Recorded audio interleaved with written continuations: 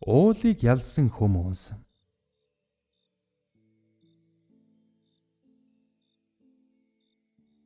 Намар болж хүйтэн жавар хайран газар хөлдөж эхэлжээ. Стойчогва эхнэрийн дуудан хөгшөөн жаахан гал өрдөөд орхиж өөрсдөө кофе чанаж хүүхдүүдэд энж дулаацуулъя гэв. Гал өрдөх нь байдлан ганц залтас жалгаа гэж Стойч авгаа хариулахад бас л моддуу хэрэг гарлаа гэж тэрбэр өглөөд ээлжигэн унаад шулуухан уулын зүг хөдөлжээ. Стойчогва ууланд гараад сүхэн далайж хэдин ширхэг мод өгөөч жаахан дулаацъя гэвэл мод өгөхгүй гэж уул бардмаар хариулав. Стойчогва жаахан хулчин инээмсэглэн аятаа за битгий тоглоод бай хүүхдүүд даарч байна ганц гişүү авалгүй буцахын арга алга гэвэл надад хамаа алга бэлэр минь ургаж байсан модыг харгаж гүйцээд сүйдэрхийх газаргүй болгосон шүү дээ гэв. Стойчогва гуйж үзэж уйлж нэг үзэж ямар ч тус болсонгүй. Суугаад баахан бодол болов. Бодоод юу ч бодож олсонгүй. Босож ээлжгэн унаад харж Иван гонд очив. Сайн байна уу Стойчогва? Сайн байна уу Иван гоо? За юу гэж ирэв? Мод авах гээ юу? Тийм ээ, мод авах гэж ууланд очсон өгсөнгүй. Чээл уурлуулсан биз. Надад зөнтөөг л өгсөн гэж Иван гоо нэрлэхэж худлаа ярав. Түүнд ч гэсэн уул хэрчин модч өгөөгүй лээ. Тэрбэр ганцаараа үлдээд бас л зөндөө сууж бодол болов. Гэвч ганцаараа юу ч бодож олсонгүй. Орой болоход тосгоныхон бараг бүгдээрийн цугларцгаав. Ганц нэгээрэн очиж гуйхад нь хэнд энэ ч уул мод өгсөнгүй билээ. Уул тэднийг өдгөн манан үүлнийхэн цоорхоогоор хялаан хижнээн хүн гуйх тусам төчнөн омог бардан болж хүйтэн хүндий үгээр хариулна. Хүмүүс дов дуугүй бие биеийн харан зогсож байснаа одоо бидэнд хэрч мод өгөхгүй байгаа юм чинь өвлийн хүйтэн болоход лав осгож өгөх байхаа. Хөөе тийм юугаараа шил буцалгаж ууцгаанда хөөхтүүдийнхэн бэр зуухыг зүгээр хард суух хэрэггүй гэж ам амандан шуугилдэж эхлэхэд урваагаад байхын хэрэггүй. Хүчээ нэгтгэвэл хөндлөн уулыг нэвтлэн гэдэг биш шүү. Бүгдээрэн ууланд зам гаргаж тосгондоо мод бэлтгэе гэж нэг залуу ир өгөөлөв. Хулчгар нэг нь доог хийж хараа аажтай минь хадан байцыг яаж давах гэв. Гэхэд нь хадан байцыг хар дараар дэслэе гэж нэгэн дархан ир санал гаргав. Маргалдан хилэлцэж шүүж тунгааж дуусаад хүрзэ зэтүү өрөм сүхэн авцгааж зам засаж эхэлцгээв. Уул тэднийг хараад доогтой инээж би сайн дураараа эсвэгвэл та нар хүчээрэн юу ч олж авч чадахгүй. Мэ авцгаа гэж даажигнаад газрын гүнд нүүрсний давхраг алдны судал төмөр зэсийн хөдөр тоолж баршгүй их баялгаа нууж юу ч та нарт өгөхгүй гэв. Өгөх л болно гэж санаа нийлсэн хүмүүс зоримгоор хашгирцгаав.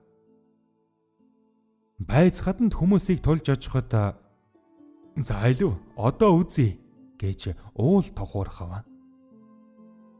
Санаа нийлсэн хүмүүсийг төр зогсоход дархан өрөмөн авч байц хатыг өрөмтөн ойдолчин уртос томоод лааны тосонд дүрэн нүхэн дотор дүүргсэн дарилуу шургуулж асаагаад бүгдээрийн газрын уруу зайлж гүйцгээв.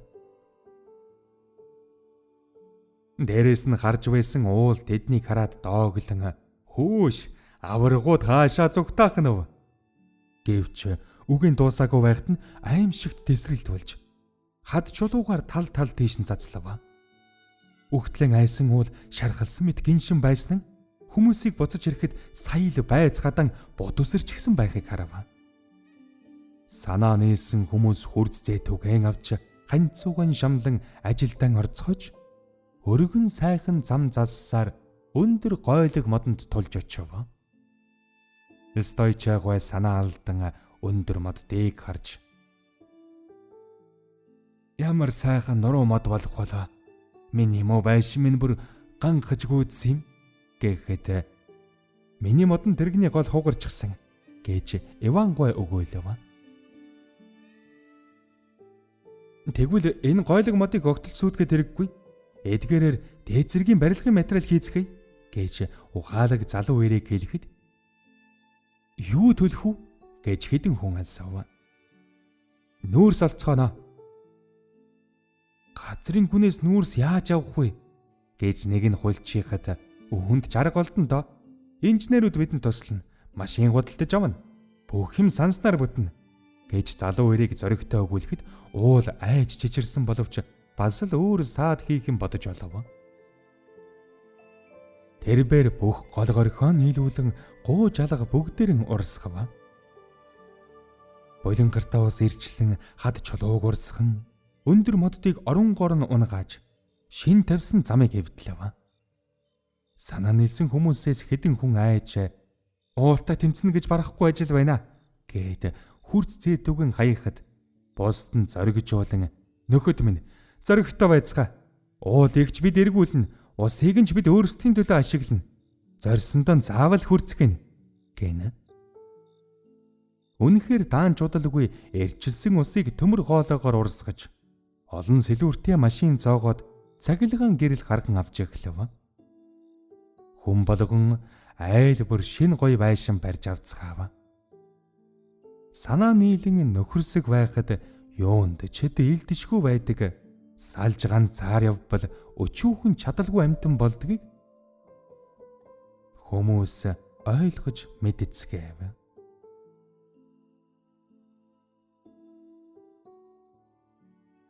Хүний жигүүр.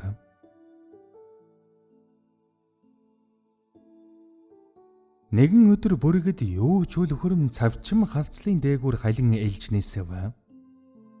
Тэртээ алс доор газар ер бусын шууган хүмүүсийн яриан хөөрөн болжээв. Энд юу болж байна гэж бүргэдийг хүмүүсээс асуухад зам тавьж байна. Чиний амьдардаг хадан хавцал хүний хөл хүрээгүй онгон газраар дайруулан зам засна. Уулын оргил байцаар гал тэрэг машин хөдөө хэрээр давхдаг шиг хурдлан давхих болно. Өөр их ямтд гэж бардан бүргэд басамжлан миний амарт суудаг байц хаданд л хүмүүс та нар хурч магадгүй. Харин элен хальдаг цэнхэр окторгон уужимд хизээж хуршгүй гэд бүргэд хөөрн нисв. Хүмүүс хурц зэтүгэн чангатхан хөмхийг онзууж гайгүй харан да гэж хаш харцгаав. Тэр цагаас хойш олон жил өнгөрөв. Хүмүүс тэнгис далай уулыг эзэмдэн авчээ. Гайхалтай төмөр тэрэг өөригж давгсан мордоос ч хурднаар хот тосгон дундуур сүлжилтэн давхина. Гэвч хүмүүсийн сэтгэл үүгээр хансангүй. Бүргэд шувууны элен хальдаг хязгааргүй окторгүйн зүг хүмүүсийн хараа чиглэнэ. Бид ямар ч байсан тэнд хүрнэ гэж хүмүүс шаргуугаар ажиллана. Улайдсан цууханд төмөр боловсруулан нэмгэн цовж нарийн нүхтэй тороор бензин тос шүүж хөдөлгүүр бүтээн туршина.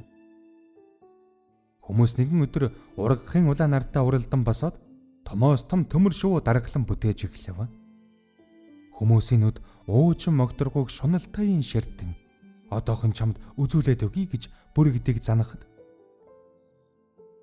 та нарын хийсэн төмөр шувуу арчаагүй унаж эзэжхийн газар дээгүүр мөлөхөөс цаашгүй болно биз гэж бүргэд басамжлан инээгээд хэр талын дээгүүр эргэлдэн нисэв. Хүмүүс төмөр шувууныхан дэргэд хонон өнжин зогсоод эрэг шураг дугуй далавчийг нь засварлан янзлана. Эцэст нь арьсан хөрөмтэй хүн нүдэндээ том шил зүүгээд төмөр шувууныхан гидсэнд ороход төмөр далавчаан дэлгэн тэр шувуу тайван зогсно.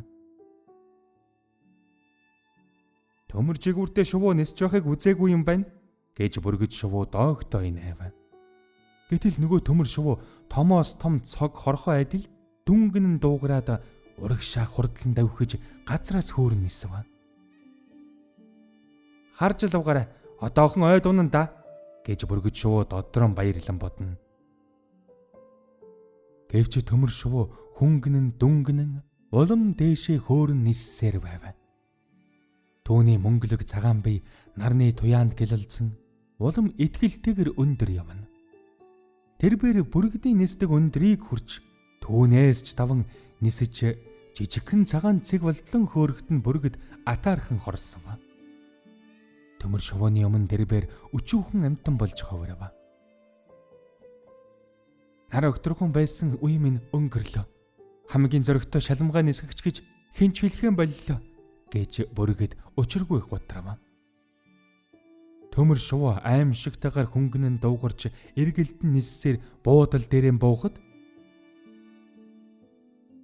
эрх чөлөөнд дуртай бардам зөрөгт чөлөөт хүмүүс та нарын оюун ухаан хязгаарлашгүй юм.